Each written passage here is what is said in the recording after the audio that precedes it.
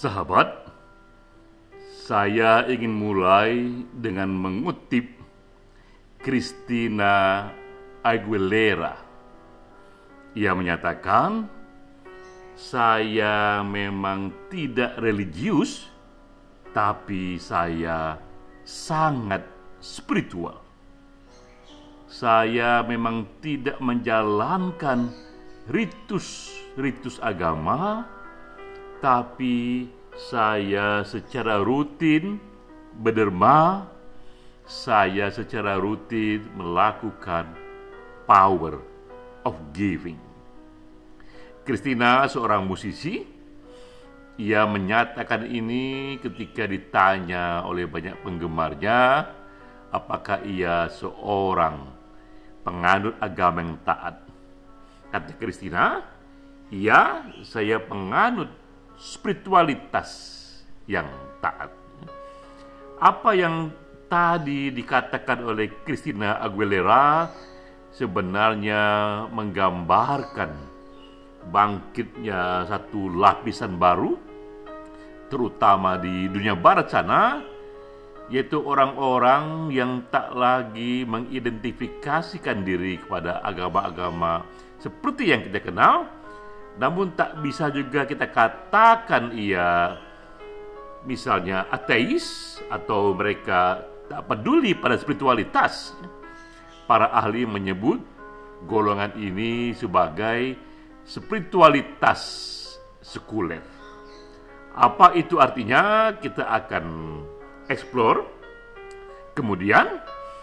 Tapi kutipan ini kutipan yang layak untuk kita nyatakan menyambut webinar pekan ini, webinar dari Esoterica. Ini webinar ke-19.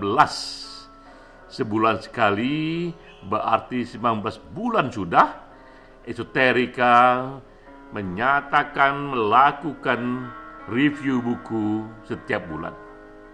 Kali ini kita membicarakan buku dari sahabat kita Profesor Dr. Mulyadi Kartanegara. Ini buku yang minta ampun tebal-tebalnya, 6 seri dengan judul Mengarungi Lautan Ilmu, sebuah biografi. Saya sudah membaca secara cepat buku ini, bukan main tebal-tebalnya. Ini beberapa contoh bukunya. Ada 6 volume. Ada 6 volume di sini. Saya ikuti, saya baca sejak volume pertama, sejak kelahiran sahabat kita Dr. Mulyadi Kartanegara hingga seri ke-6 ketika ia menuliskan tentang kepergian ibunda. Namun di buku ini penuh dengan sejarah gagasan. Apa yang akan saya review di sini? Pertama, saya membahas sedikit tentang buku ini secara umum, lalu saya pilih satu topik saja untuk memberikan catatan kritisnya itu. Kita mulai dari buku ini. Saya sudah lihat total buku ini ada sekitar 2000 halaman. Ini bukan main, ini autobiografi yang ditulis oleh teman kita Mulyadi Kartanegara sendiri. Konon kabarnya ia menulis pertama kali dengan tulisan tangan, lalu barulah dilakukan pengetikan secara komputer. Setelah saya dalami buku ini, ternyata ia bukan hanya biografi, tapi juga ideografi. Perjalanan gagasan dari Profesor Dr. Mulyadi Kartanegara banyak sekali ia kupas di sana. Itu soal ilmu agama, soal filsafat, soal tasawuf. Ia bahas secara komprehensif, detail, lengkap, dan luas. Dengan hanya membaca 6 buku ini, kita pun mendapatkan pemahaman yang elementer mengenai hal-hal penting dalam isu-isu agama, filsafat, dan tasawuf. Yang paling saya sukai adalah di buku keempat. Ini halaman 328. Subjudulnya adalah disorientasi manusia modern. Menurut Mulyadi, sekarang ini manusia modern mengalami disorientasi karena pengaruh sains yang mendalam dengan filsafat yang positivistik, dengan pemahaman yang materialistik, seolah-olah melihat dunia ini hanya sekumpulan materi saja. Akibatnya, menurut buku ini, manusia lepas dari akar spiritualitasnya, dan karena itu mustahil mereka menuju kepada kebahagiaan sejati. Jadi manusia modern yang mengalami disorientasi, inilah manusia yang tak bahagia, dan solusinya kembali kepada tasawuf, menghadirkan kembali satu unsur-unsur ilahiyah dalam hati kita, karena manusia sebagaimana yang dinyatakan banyak kaum sufi menurut buku ini tak hanya terdiri dari alam fisik tapi juga alam spiritual. Masalahnya, benarkah pandangan ini? Saya menyetujui sebagian dari pandangan ini dan memberi catatan pada sebagian lagi, terutama ketika dikatakan bahwa manusia modern ini yang mengalami disorientasi ini, ia tidak bahagia. Bahagia, happiness, itu kata kunci. Itulah yang ingin saya explore.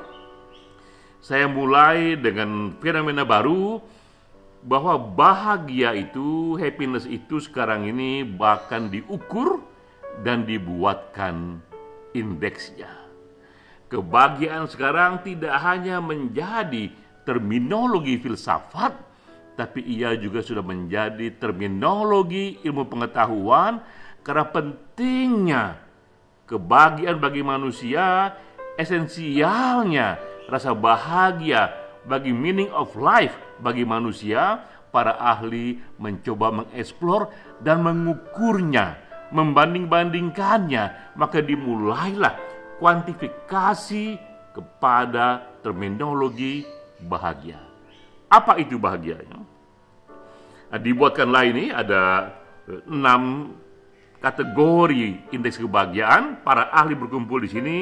Di dalamnya ada isu-isu yang bersifat ekonomi, bahwa orang yang bahagia pasti juga sejahtera, juga berhubungan dengan kesehatan, ia pun harus sehat, dan juga pada masyarakat itu ada tunjangan sosial, bahkan juga kedermawanan. Generosity pun ikut diukur di sana. Diukur pula di sana korupsi pemerintahan. Semakin korup pemerintahan, semakin ia tidak bisa menyediakan satu program yang maksimal untuk kesejahteraan warga negara. Dan lebih dari itu, cara mengukurnya tidak hanya top down, tapi juga bottom up. Mereka justru ingin mendengar dari warga negara sendiri untuk menyatakan seberapa mereka bahagia. Karena itulah persepsi warga negara juga diukur di sini. Dan kita lihat kemudian lahirlah itu World Happiness Index, PBB, satu lembaga internasional yang menjadi anggota begitu banyak negara, membentuk badan yang namanya itu Sustainable Development Solution Network. Sejak tahun 2012, PBB mulai mengukur kemajuan negara dengan World Happiness Index. Jadi tidak lagi negara dianggap maju jika semata-mata ekonominya maju, semata-mata pendidikannya tinggi, semata-mata kesehatannya tinggi, tapi juga haruslah negara itu membuat warga negaranya bahagia. Jadi bahagia yang tadi menjadi terminologi filosofis sekarang menjadi alat ukur perkembangan negara.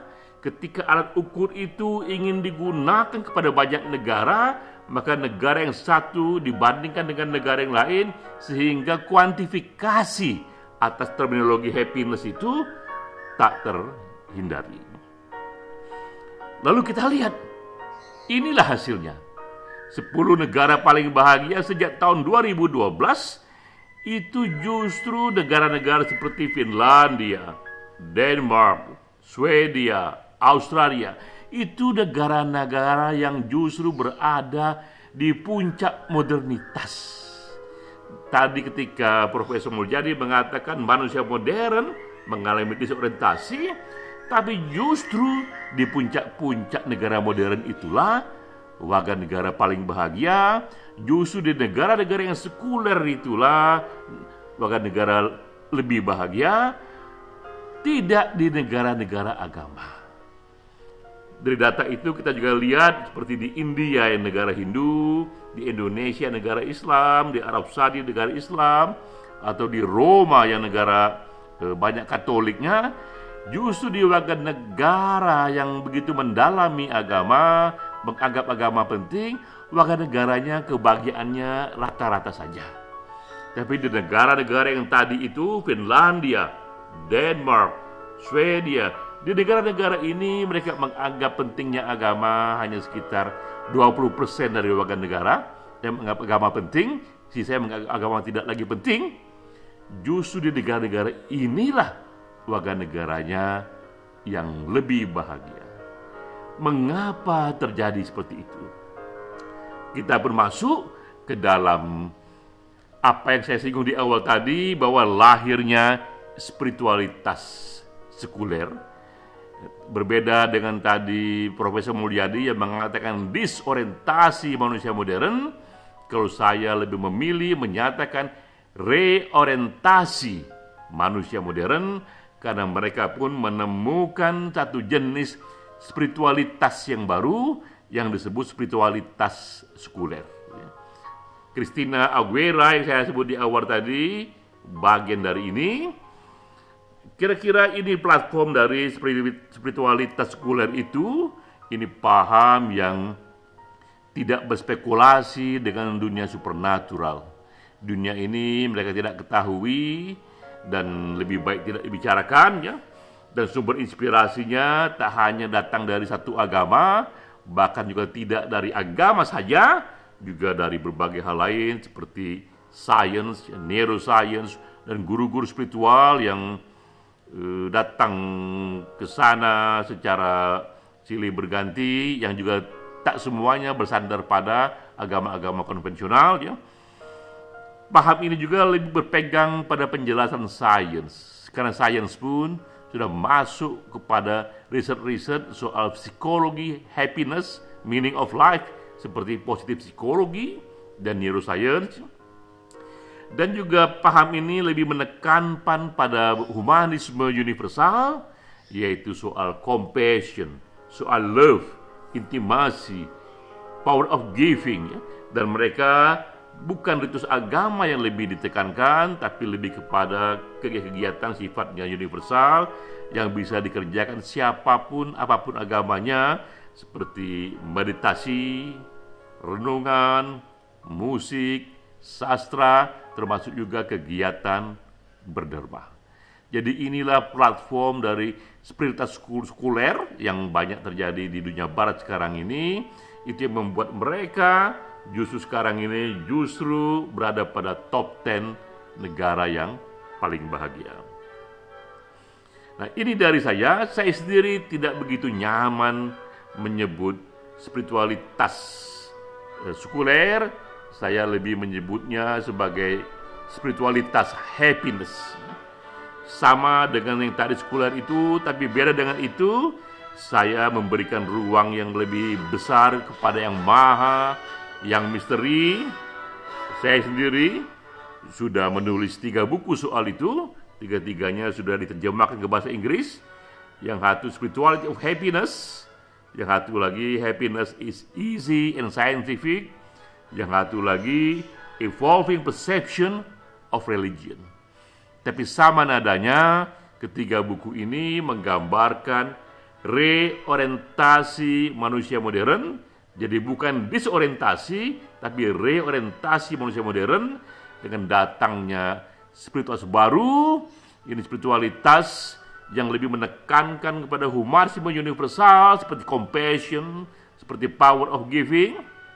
Dalam buku ini sendiri, saya membuat 3 rumusan berdasarkan sejarah dari positif psikologi, 3 rumusan plus 2 lainnya, 3P plus 2S sebagai formula untuk sampai kepada happiness itu.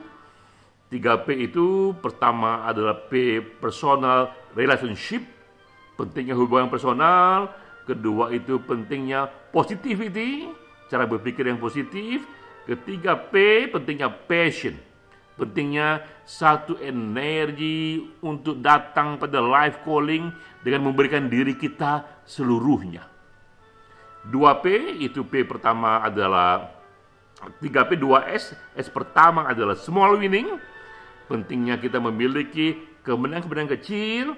Yang S terakhir adalah spiritual blue diamond.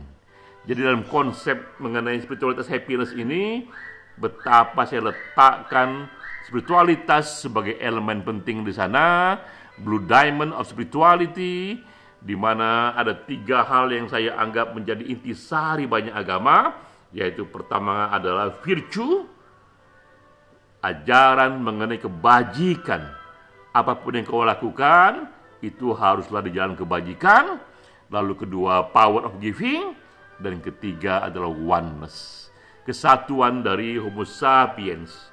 Di balik perbedaan ratusan budaya, bahasa, dan 4.300 agama yang sekarang ada, di balik semua perbedaan kebangsaan yang kita punya, ada oneness, kesatuan dari Homo sapiens.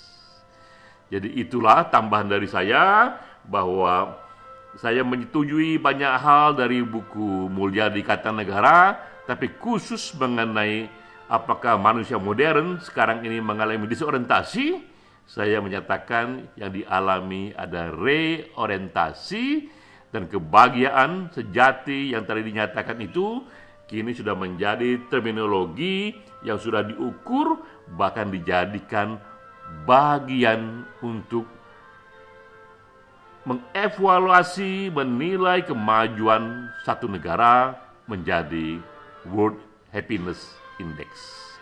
Sekali lagi saya ucapkan selamat kepada sahabat kita Mulia di Kartanegara. Ini bukunya yang tebal-tebal, 6 buku ini pastilah menggambarkan seorang intelektual yang begitu disiplin, konsisten, persisten, dan pengetahuan yang sangat luas sekali, meliputi agama, filsafat, dan tasawuf. Salam.